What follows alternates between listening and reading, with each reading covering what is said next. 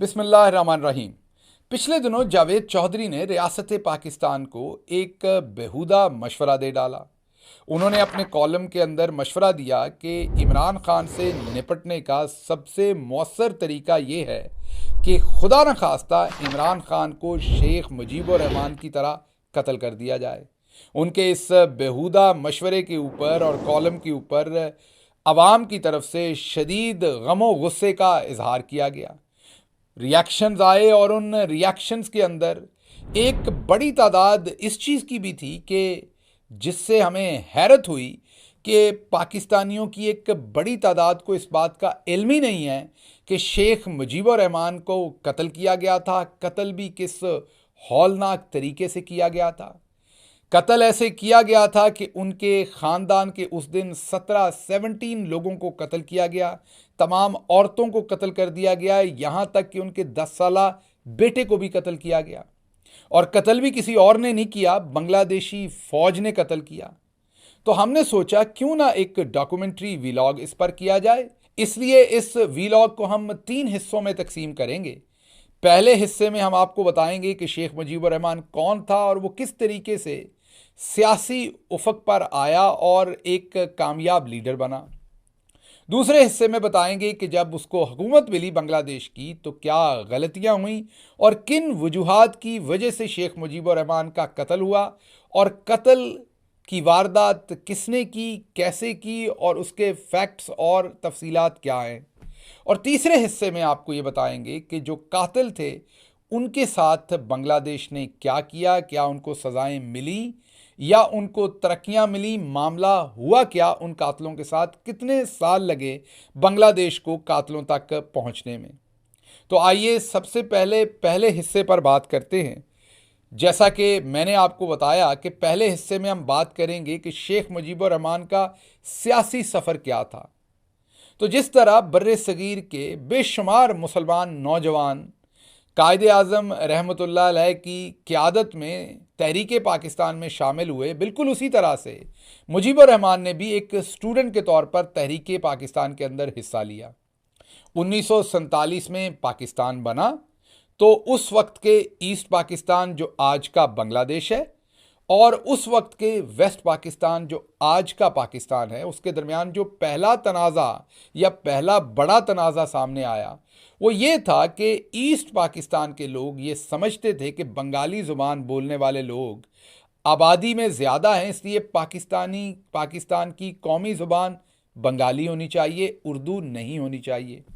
बहरहाल 1948 में कायदे आज़म ने अपने विज़िट में ईस्ट पाकिस्तान आज के बांग्लादेश में ख़िताब किया और वहाँ पर लोगों को बताया कि ये मामला सेटल हो गया है और पाकिस्तान की कौमी ज़ुबान उर्दू ही होगी। कायदे आज़म की ज़िंदगी तक तो ये मामला थमा रहा, लेकिन उनकी रहलत के फ़ौरन बाद इस मामले ने फिर सर उठा लिया और बंगाल के अंदर इसके ऊपर प्रोटेस्ट और आवाज़ उठना शुरू हो गई।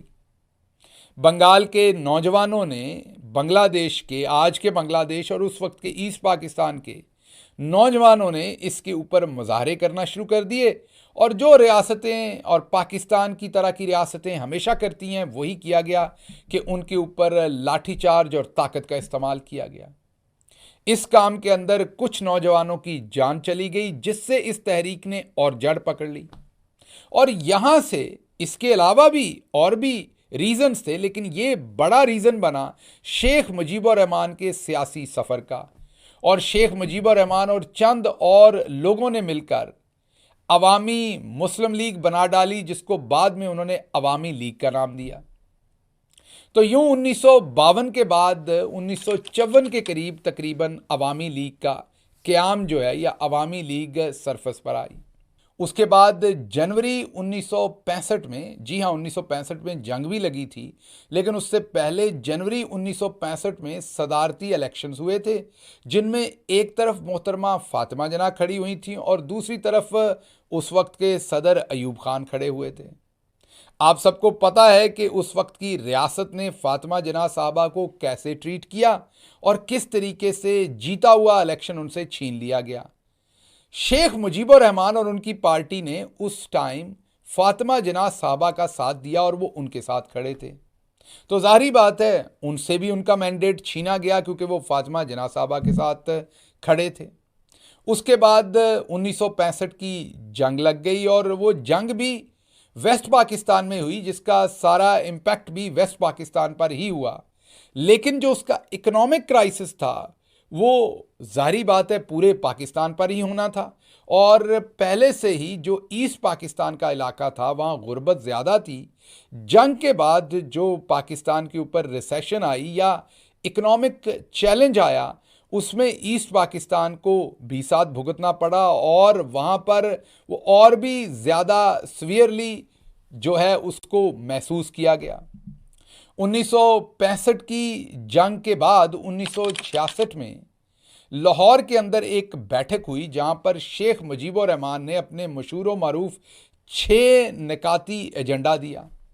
वैसे तो उसमें और भी चीज़ें थीं, लेकिन 6 नकात में जो 2 मोस्ट इम्पॉर्टेंट चीज़ें थीं वो ये थीं कि दिफा का और फॉरेन पॉलिसी का ये 2 डिपार्टमेंट फेडरल गवर्नमेंट के पास रहें, बाकी तमाम डिपार्टमेंट जो हैं सूबों के पास या यूनिट्स जो मिलकर पाकिस्तान को बना रहे हैं, जैसा कि ईस्ट पाकिस्तान और वेस्ट पाकिस्तान, उनको उसकी पूरी आज़ादी हो। जैसा कि पुलिस है, टैक्स कलेक्ट करना है, बाकी तमाम काम हैं वो सूबे अपना अपना करें और वफाक सिर्फ फॉरेन पॉलिसी और दिफा को कंट्रोल करें।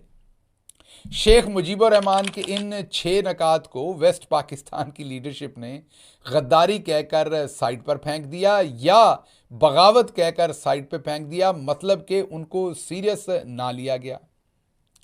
उसके बाद बजाय इसके कि उनका कोई कैथारसिस किया जाता, उनको कौमी धारे में लाया जाता, 1968 में अगरतला की साजिश का केस बना दिया गया।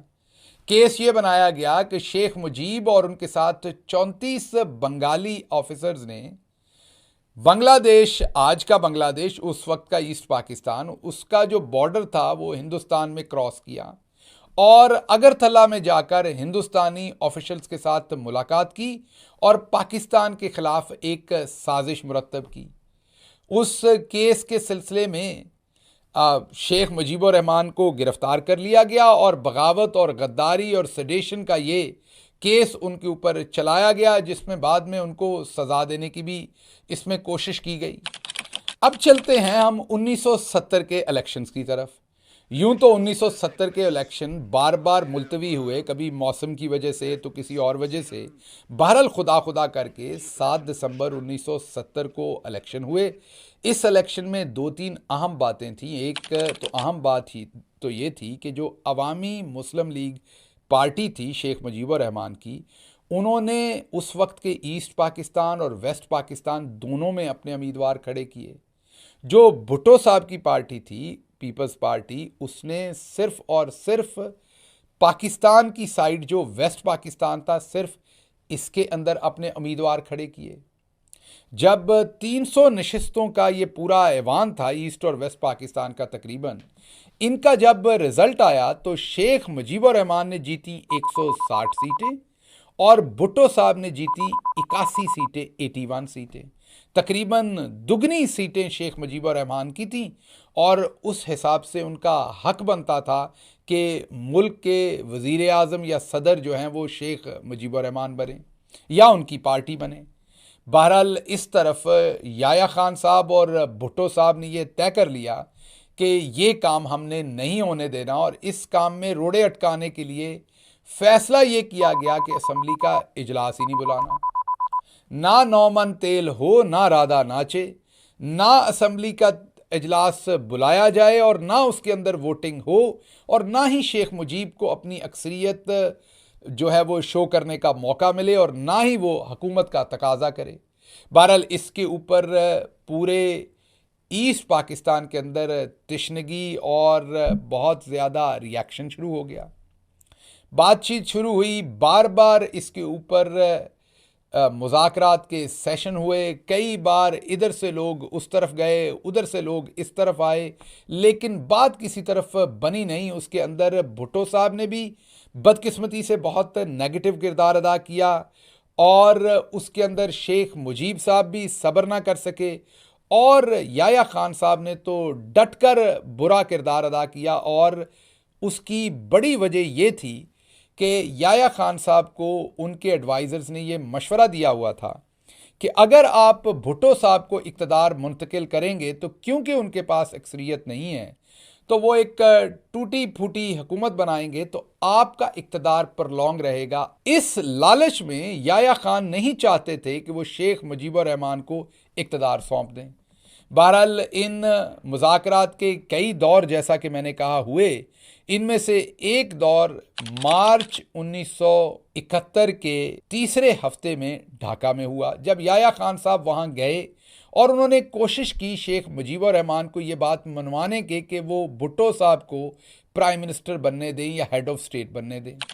जाहिर बात है शेख मुजीबुर रहमान का मैंडेट था, उसने मानने से इनकार कर दिया, जिसके बाद 25 मार्च की शाम को याया खान ढाका से वापस आ गए और आते हुए वहाँ पर मार्शल लॉ नाफिज कराए और वहाँ पर फौजी ऑपरेशन की मंजूरी दे आए।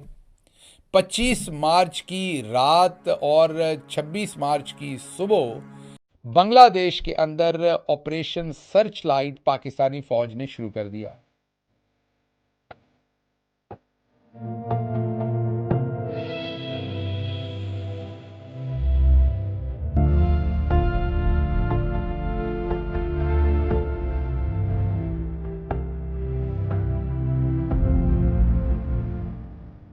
ऑपरेशन सर्च लाइट में ताकत के अंधे इस्तेमाल और गैर दानिशमंदाना पॉलिसियों की वजह से ईस्ट पाकिस्तान की आवाम और पाकिस्तानी फोर्सेस के दरमियान फासले बढ़े, जिसका फ़ायदा हिंदुस्तान ने उठाया। 3 दिसंबर 1971 को बाकायदा जंग शुरू हो गई। हिंदुस्तानी फोर्सेस ईस्ट पाकिस्तान में दाखिल हो गई और बड़े आराम से वो ढाका तक आ पहुंची।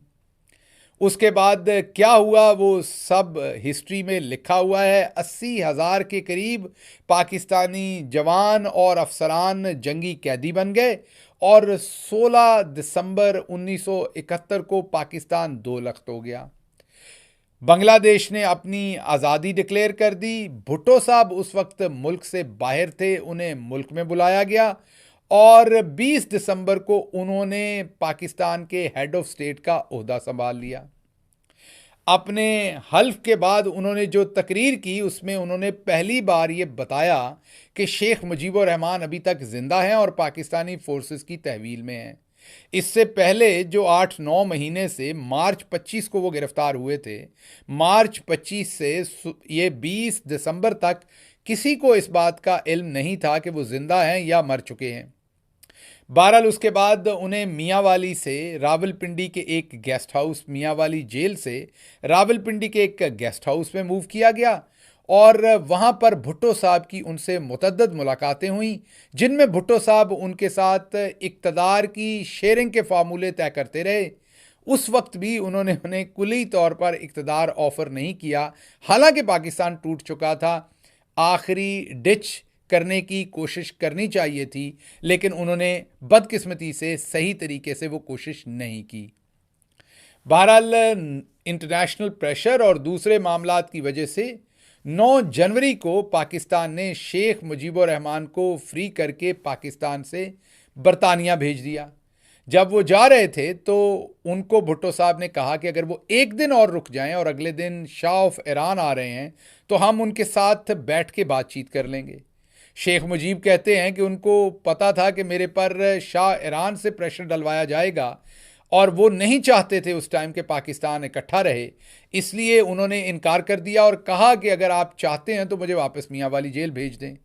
बहरहाल उन्हें मुल्क से बाहर भेज दिया गया। वो बरतानिया पहुंचे, जहां पर उन्होंने एक मुकामी होटल में क़याम किया। 10 डाउनिंग स्ट्रीट पर उनकी बरतानवी वज़ीर आज़म से मुलाकात हुई और फिर बरतानिया की हुकूमत ने उन्हें अपना जहाज़ मुयस्सर किया, जिसके ऊपर वो वहाँ से उड़कर हिंदुस्तान पहुँचे और हिंदुस्तान में उस वक्त की हिंदुस्तानी वज़ीर आज़म इंदिरा गांधी अपनी पूरी कैबिनेट के साथ एयरपोर्ट पर उन्होंने शेख मुजीबुर रहमान का इस्तकबाल किया और वहाँ से उड़कर बरतानवी हुकूमत के उसी जहाज़ पर वो दिल्ली से ढाका पहुँचे। उसके बाद रेस कोर्स ग्राउंड में आए ढाका के, जहाँ पर उन्होंने खड़े होकर अपनी मशहूर ज़माना तकरीर की, क्योंकि वो बांग्लादेश की इंडिपेंडेंस के कोई 20-25 दिन के बाद वहाँ पर ये खिताब कर रहे थे।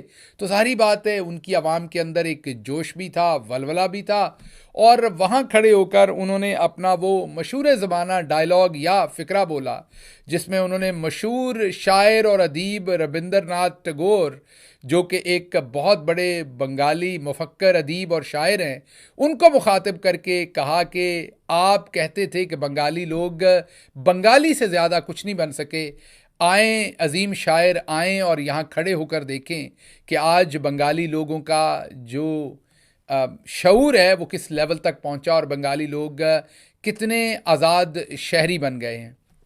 बहरहाल इसके बाद पहले सरबराह बने शेख मुजीबुर रहमान बांग्लादेश के, और उन्होंने अपनी हुकूमत की कार्रवाई शुरू की।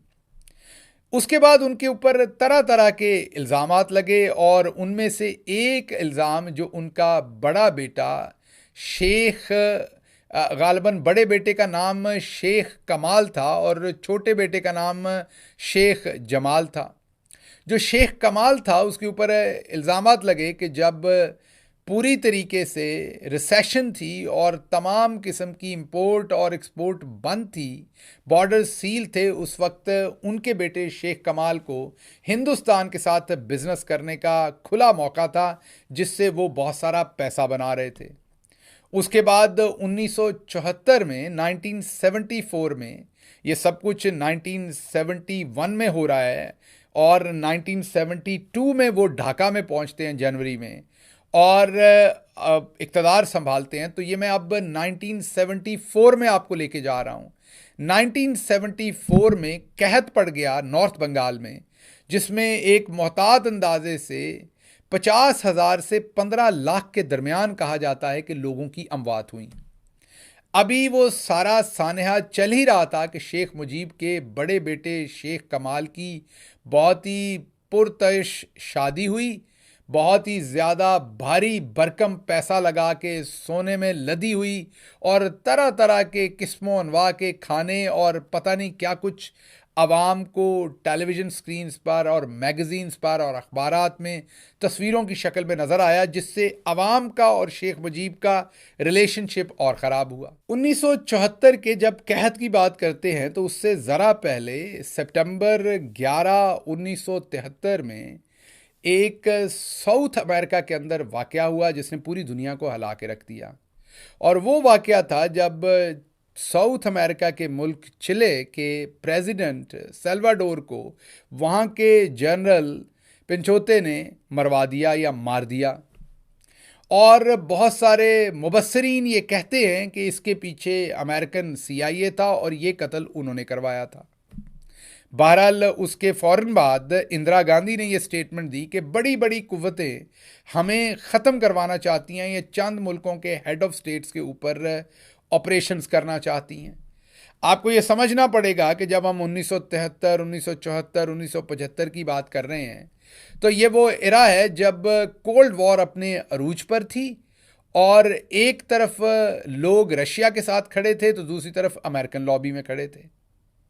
बहरहाल इन्हीं हालात के अंदर 1975 के जून 7, जी हाँ जून 7, 1975 को मुजीबुर रहमान ने बांग्लादेश के अंदर एमरजेंसी नाफज कर दी और एक कौमी गवर्नमेंट बना दी नई कौमी पार्टी के अंदर, जिसका नाम बक्साल रखा।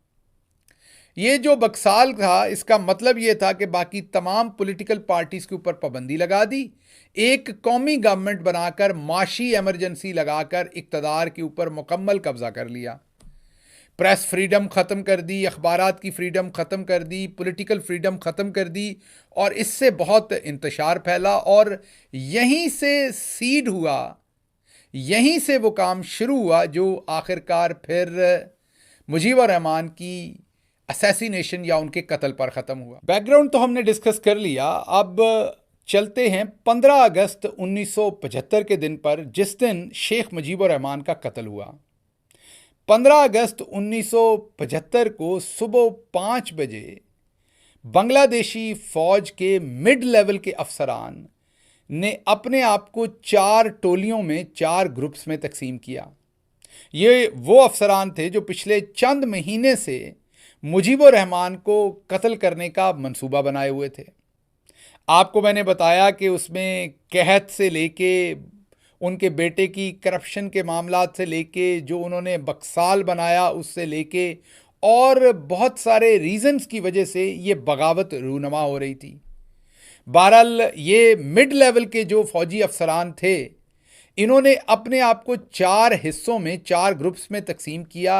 एक ग्रुप की जिम्मेदारी लगी कि वो एक टैंक लेके शेख मुजीबुर रहमान के घर पर जाएंगे, दूसरा ग्रुप उनके ब्रदर इन लॉ के घर पर जाएगा, तीसरा ग्रुप उनके भतीजे के घर पे जाएगा, और चौथा ग्रुप उस रेजिमेंट के सामने जाके खड़ा होगा जो शेख मुजीबुर रहमान की वफादार रेजिमेंट समझी जाती थी, या प्लाटून, या जो भी हिस्सा था वो उनकी सिक्योरिटी फोर्स का, जिन्होंने अगर शेख मुजीबुर रहमान पर कोई हमला होता तो उन्होंने कोई रिएक्शन करना था।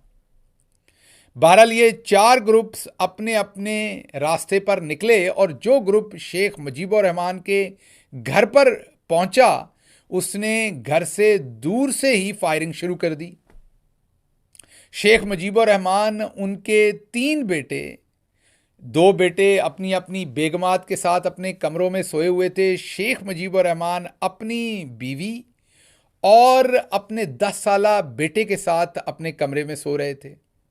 जब यह शोर मचा तो शेख मुजीबुर रहमान का बड़ा बेटा, जिसका नाम शेख कमाल है, वो नीचे उतरा। वो फर्स्ट या सेकंड फ्लोर पर था, वहाँ से वो नीचे उतरा और रिसेप्शन एरिया के ऊपर उसकी जो फौज के बांग्लादेशी फौज के अफसरान थे उनके साथ, या उनके एहलकार थे उनके साथ, वहाँ उसका इंटरेक्शन हुआ और उसको वहाँ गोली मारकर मार दिया गया। उसके बाद ये एहलकार जो हैं ये सीढ़ियाँ चढ़ते हुए ऊपर शेख मुजीबुर रहमान के बेडरूम में पहुँचे। शेख मुजीबुर रहमान ने अपना कमरा अंदर से बंद कर लिया, लेकिन बाद में या तो दरवाज़ा तोड़ दिया गया, या कमरा खटखटाने के बाद जब वो बाहर निकले तो जो उनका मुलाजिम रोमा था, जिसने बाद में टेस्टमनी दी, गवाही दी कि उस दिन क्या हुआ, वो बताता है कि शेख मुजीबुर रहमान को धक्के देते हुए उन्होंने नीचे लेके जाना शुरू किया। जब वो सीढ़ियों पर थे तो उनको पीछे से गोली मार दी गई, जिसकी वजह से वो सीढ़ियों पर गिर गए। और एक और जो अकाउंट है एक और गवाह का, वो ये कहते हैं कि जब उनके बेटे को कत्ल कर दिया गया शेख कमाल को, तो शेख मुजीबुर रहमान खुद ऊपर से नीचे उतरे और वो सीढ़ियों पे खड़े थे जब उन्हें फौज के एक एहलकार ने गोली मारना चाहिए, जिसके ऊपर उन्होंने चिल्लाकर उसे कहा कि तुम क्या मुझे वाकई कत्ल करना चाहते हो, जिससे वो नर्वस हो गया और उसके पास खड़े बांग्लादेशी मेजर ने उस एहलकार के हाथ से स्टेन गन छीनी और पूरी मैगजीन शेख मुजीबुर रहमान के ऊपर खाली कर दी। बहरहाल ये 2 डिफरेंट अकाउंट हैं, लेकिन दोनों अकाउंट्स यही कहते हैं कि शेख मुजीबुर रहमान को जो सीढ़ियां थीं घर की, उनके ऊपर कत्ल किया गया। जब शेख मुजीबुर रहमान कत्ल हुए तो उनके हाथ में उनका जो मशहूर ज़माना और फेवरेट पाइप था जिससे वो स्मोकिंग करते थे, वो उनके हाथ में पकड़ा हुआ था। बहरहाल शेख मुजीबुर रहमान को कत्ल करने के बाद उनका मुलाजिम रोमा बताता है कि ये तमाम एहलकार बलाई मंजिल पर गए जहां पर शेख मुजीबुर रहमान की बेगम थी, उनके भाई थे, उनके बेटे थे और उनकी बीवियां थीं। इन तमाम लोगों ने ऊपर बाथरूम के अंदर अपने आप को छुपाया हुआ था या पनाह ली हुई थी। शेख मुजीबुर रहमान की बीवी को लाया गया और जब उन्होंने शेख मुजीबुर रहमान की लाश देखी तो उन्होंने कहा कि मैंने यहाँ से नहीं जाना, जिसकी वजह से उनको वापस कमरे में ले जाकर गोलियां मारकर वहाँ पर कत्ल कर दिया गया।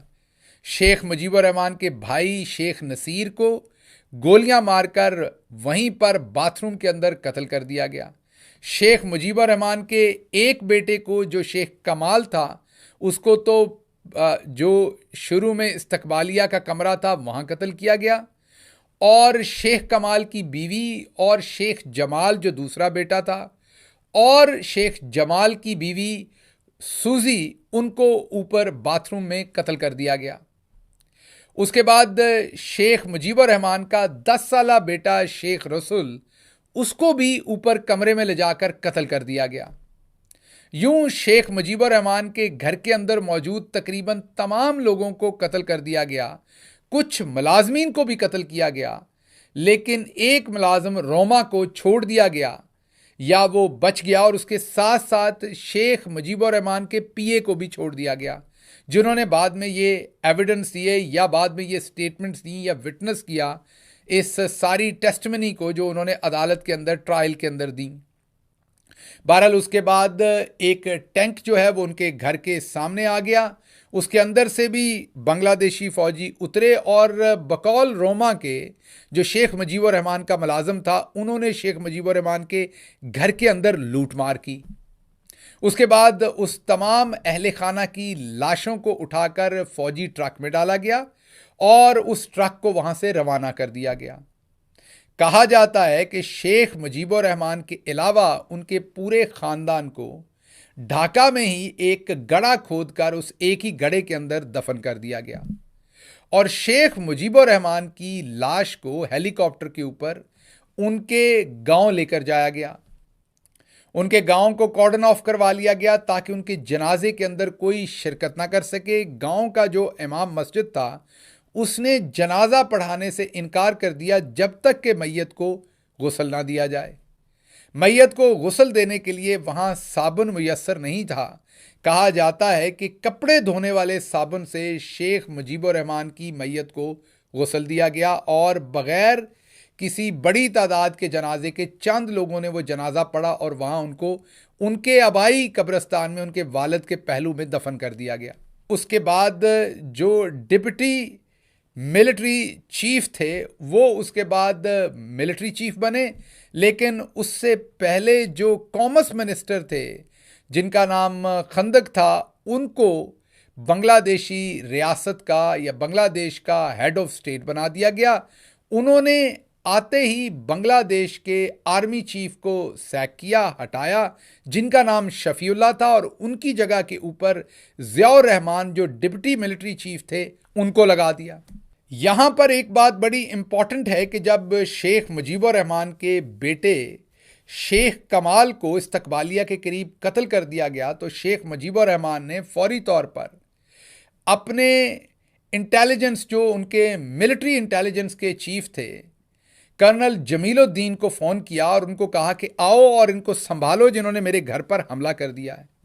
कहा जाता है कि कर्नल जमीलुद्दीन जो मिलिट्री इंटेलिजेंस के हेड थे वो आए और उन्होंने गेट पर आके उन ट्रुप्स को कहा कि आप अपनी वापस बैरक्स में चले जाएं, ये आप क्या कर रहे हैं। जब उन्होंने उन्हें कन्फ्रंट किया तो शेख जमीलुद्दीन को भी वहीं गेट पर गोलियां मारकर कत्ल कर दिया गया। उस दिन शेख मुजीबुर रहमान के ख़ानदान के 17 लोगों को कत्ल किया गया, और दूसरा ग्रुप जो भेजा गया था, एक ग्रुप तो शेख मुजीबुर रहमान के घर पर था, दूसरा ग्रुप उनके ब्रदर इन लॉ के घर पर गया था, उसने उनके ब्रदर इन लॉ और उनकी बीवी को मार दिया। जो तीसरा ग्रुप उनके भतीजे के घर पे गया था, उसने उनके भतीजे और उसके बच्चों और उसकी हामला बीवी को कत्ल कर दिया।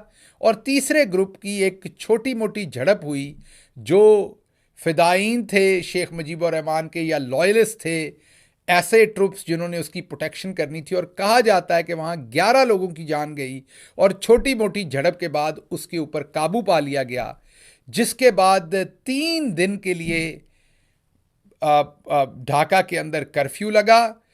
15 को ये सारा हादसा हुआ, 16 और 17 को कर्फ्यू लगा। कर्फ्यू के अंदर डिफरेंट औकात में कर्फ्यू उठाया भी जाता रहा लोगों को अशियाए खुर्दोनोश लेने के लिए, लेकिन कहा जाता है कि दिसंबर 18 को सुबह जो कर्फ्यू है वो उठा लिया गया और सारा दिन स्कूल, कॉलेज, दफ्तर, बैंक, सब कुछ, कारखाने रूटीन पर खुले और ढाका के अंदर जिंदगी रूटीन पर आ गई।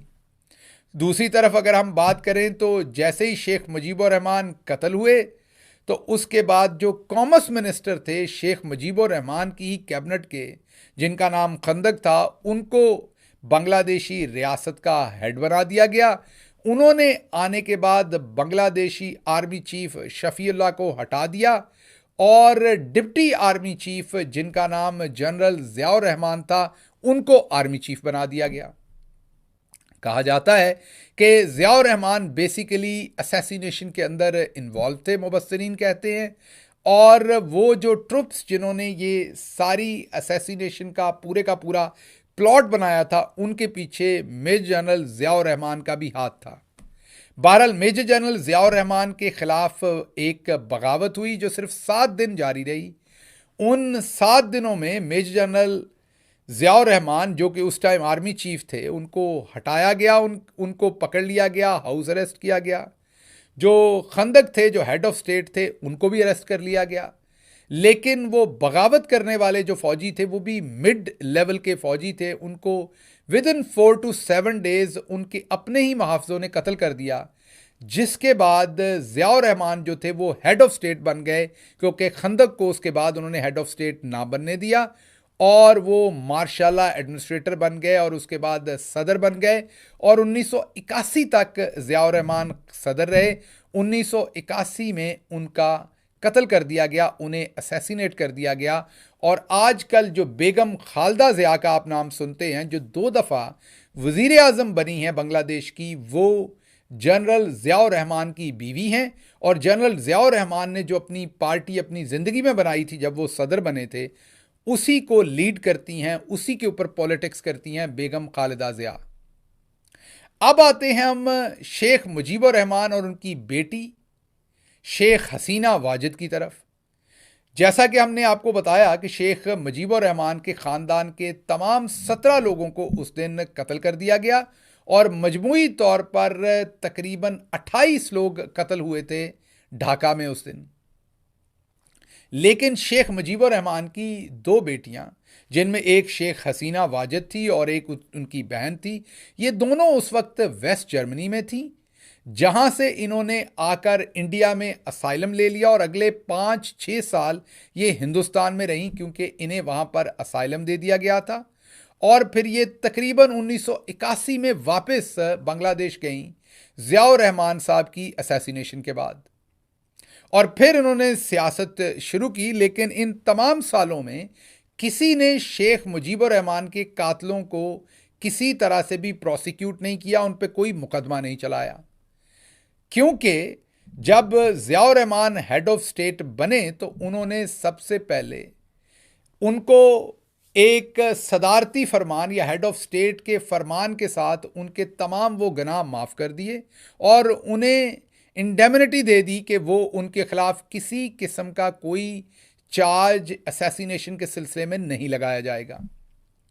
ये जो असैसिन थे या कत्ल करने वाले थे, इनमें से कुछ लोगों को एम्बेसडर्स बनाया गया, दूसरी लुक्रेटिव पोजीशंस दी गई और दूसरे मुल्कों में पोस्ट किया गया और बहुत सारी लुक्रेटिव पोजीशंस उन्हें मुहैया की गई। बहरहाल 1996 में जब पहली दफ़ा हसीना वाजिद साहबा की हुकूमत आई तो उन्होंने सबसे पहले उस सदारती फरमान को ख़त्म किया और उसकी वजह से वो ट्रायल शुरू हुआ और ये लोग दुनिया में जहाँ जहाँ भी थे वहाँ से उनको पकड़ के वापस लाया गया। उनमें से एक साहब उस टाइम बैंकॉक में उन्होंने कोई छोटी मोटी शॉप लिफ्टिंग की थी, चोरी की थी, वो जो फौजी ऑफिसर थे उन्होंने, और वो बैंकॉक में थाईलैंड में कैद थे, वहाँ से बांग्लादेश ने उनको वापस मंगवाया। एक साहब जो थे जो मेन इसके जिन्होंने सब ऑर्केस्ट्रेट किया था, जिनका नाम फारूक था, उनको ढाका में उनके घर से गिरफ्तार कर लिया। एक शख्स जो थे जिन्होंने असाइलम लेने की अमेरिका में कोशिश की, उनको वहाँ से डिपोर्ट करवा कर उनको अरेस्ट किया गया, इनके ऊपर मुकदमा चला। बहरहाल वो भी एक लंबी दास्तान है। पहले मुकदमा चला, 2001 में उनको सज़ाएं हुई, फिर सुप्रीम कोर्ट ने, हाई कोर्ट ने 15 लोगों को, जो सेशन कोर्ट थी उसने 15 लोगों को सज़ाए मौत दी। 20 लोग थे टोटल जिन्होंने ये असैसिनेशन की थी, उनमें से 15 को सज़ाए मौत दी। हाई कोर्ट ने 15 में से 5 लोगों को छोड़ दिया, 10 लोगों को सज़ाए मौत बरकरार रखी। फिर ये केस सुप्रीम कोर्ट में गया, जिसने 20 में से 12 लोगों को सजाए मौत दी। मतलब वो जिन 15 को मिली थी और बाद में 5 को छुट्टी मिली थी, उन 5 में से 2 को दोबारा कन्विक्ट कर दिया, सजाए मौत दे दी। तो 20 में से टोटल 12 को सजाए मौत हुई और बाकी जो हैं वो उनको छोड़ दिया गया या उनको कम सजाएं मिली। यूं बांग्लादेशी सुप्रीम कोर्ट के फैसले के बाद इनमें से काफ़ी सारे लोगों को सजाए मौत दे दी गई और उनको हैंग कर दिया गया। लेकिन इनमें से कई लोग बांग्लादेशी हुकूमत के मुताबिक अभी तक भी कनाडा में पनाह लिए हुए हैं और दूसरे मुल्कों में हैं, जो अभी तक बांग्लादेश की हुकूमत के हाथ नहीं आए। बहरहाल शेख मुजीबुर रहमान के कत्ल के बाद ये बहस आज तक कभी ना समेटी जा सकी कि ये कत्ल किसने करवाया। कुछ किताबें हम आपको दिखा रहे हैं जिनके मुताबिक उन मुबस्सिरीन के मुताबिक इस कत्ल के पीछे CIA थी और हेनरी किसिंजर ने इसको ऑर्केस्ट्रेट करवाया। लेकिन कुछ मुबस्सिरीन कहते हैं कि ऐसा नहीं है, ये हेनरी किसिंजर या अमेरिका ने नहीं करवाया, बल्कि ये काम तो हिंदुस्तान ने करवाया था, क्योंकि हिंदुस्तान इस्तेमाल करना चाहता था शेख मुजीबुर रहमान को पाकिस्तान तोड़ने के लिए, क्योंकि शेख मुजीबुर रहमान बहुत इंडिपेंडेंट था, बहुत स्ट्रॉन्ग हेडेड था। हिंदुस्तान कभी भी उसे बांग्लादेश का हेड ऑफ स्टेट नहीं चाहता था और हिंदुस्तान को ये लगता था कि पाकिस्तानी फोर्सेस उसे कैप्टिविटी में ख़त्म कर देंगे और वो कभी भी बांग्लादेश का हेड ऑफ स्टेट नहीं बन सकेगा। जब वो वापस आकर हेड ऑफ स्टेट बना तो इसने जो हिंदुस्तान का प्लान था बांग्लादेश पे कब्ज़े का, उसको नुकसान पहुंचाया, जिसकी वजह से इवेंचुअली हिंदुस्तान ने शेख मुजीबुर रहमान को अपने रास्ते से हटाया। लेकिन कुछ मुबस्सिरीन फिर कहते हैं कि नहीं, इस असैसिनेशन के पीछे पाकिस्तान का हाथ था या किसी और मुल्क का हाथ था। जो मुबस्सिरीन और जो ऑथर्स ये कहते हैं कि इस असैसिनेशन के पीछे बुनियादी तौर पर CIA या हेनरी किसिंजर का हाथ था, तो वो ये कहते हैं कि CIA का जो ढाका में स्टेशन चीफ था, ये मंसूबा उसके ज़ुम्मे लगा। उसने ये मंसूबा मेजर जनरल ज़ियाउर रहमान के ज़ुम्मे लगाया और मेजर जनरल ज़ियाउर रहमान ने फिर ये मिड लेवल के फ़ौजी अफसरान के ज़ुम्मे लगाया, जिन्होंने ये असैसिनेशन कंप्लीट की। और उसके बाद इसी वजह से रिवॉर्ड के तौर पर मेजर जनरल ज़ियाउर रहमान को पहले आर्मी चीफ बनाया गया और फिर बांग्लादेश का हेड ऑफ स्टेट बनाया गया। बहरहाल जो शेख मुजीबुर रहमान की बेटी हैं शेख हसीना वाजिद, उन्होंने शेख मुजीबुर रहमान को असैसिनेट करने वालों के ख़िलाफ़ तो कार्रवाई की कोशिश की, ट्रायल चलवाया, कुछ सज़ाएं भी दिलवाईं, लेकिन उसके पीछे असल मोहरे और मुहर्रिकात कौन थे, इसका फ़ैसला आज तक नहीं हो सका। शायद शेख हसीना वाजिद को ये फ़िक्र हो कि अगर वो उस बात को अनअर्थ करने की कोशिश करेंगी तो फिर शायद उनकी अपनी हुकूमत चली जाए या उनकी अपनी भी जान ले ली जाए। बहरहाल तारीख से लोग सबक नहीं सीखते। इस टाइम शेख हसीना वाजिद अपने मुखालफिन के साथ वही जुल्म कर रही हैं जो अमूमी तौर पर जालिम हुक्मरान करते हैं। और हाल ही में होने वाले जो इंतखाबात हैं, जिनमें बेगम खालदा ज़िया को हाउस अरेस्ट किया हुआ है और जो अपोजिशन पॉलिटिकल पार्टीज़ हैं उन्होंने बाइकआउट किया है और अकेले ही भागी है शेख हसीना वाजिद की पार्टी और उन्होंने इक़्तिदार पर फिर से कब्ज़ा कर लिया है। और ये कब्ज़ा उनका 2011 ऑनवर्ड कंटिन्यूज़ है और इसमें हिंदुस्तान की हुकूमत उनके साथ हैंड एंड ग्लव है। तो बांग्लादेश के अंदर ये प्रोसेस चल रहा है। देखते हैं कि शेख मुजीबुर रहमान की जो किलिंग थी, असैसिनेशन थी, उससे बांग्लादेश कुछ सबक सीखता है या वही होता है जो अमूमी तौर पर मुस्लिम दुनिया के अंदर, मुस्लिम मुल्कों के अंदर एक दूसरे के ऊपर जुल्म व सितम और एक दूसरे को ना बर्दाश्त करने का काम जारी रहता है। इसके साथ ही मुझे इजाज़त दीजिए। अल्लाह आपका हामी व नासिर हो। पाकिस्तान जिंदाबाद।